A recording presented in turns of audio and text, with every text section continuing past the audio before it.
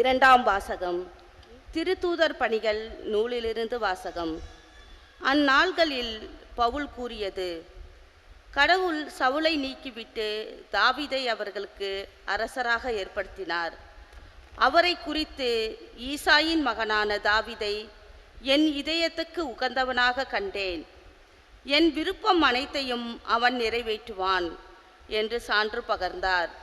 தாம் அளித்த வாக்குறுதியின்படி கடவுள் அவருடைய வழிமரபிலிருந்தே இஸ்ரேலுக்கு இயேசு எனும் மீட்பர் தோன்றச் செய்தார். அவருடைய வருகைக்கு முன்பே யோவான் மனமாறி திருமுழுக்கு பெறுங்கள் என்று இஸ்ரேல் மக்கள் அனைவருக்கும் பறைசாற்றி வந்தார். யோவான் தம் வாழ்க்கை எனும் ஓட்டத்தை முடிக்கும் தருவாயில், நான் யார் என நீங்கள் நினைக்கிறீர்களோ அவரல்ல நான், இதோ எனக்கு பின் ஒருவர் வருகிறார், அவருடைய மிதியடிகளை அவிழ்க்கவும் எனக்கு தகுதியில்லை என்று கூறினார்.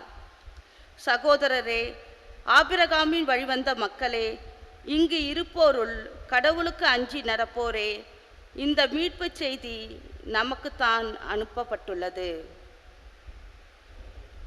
ஆண்டவரின் அருள்வாக்கு. இறைவனுக்கு நன்றி.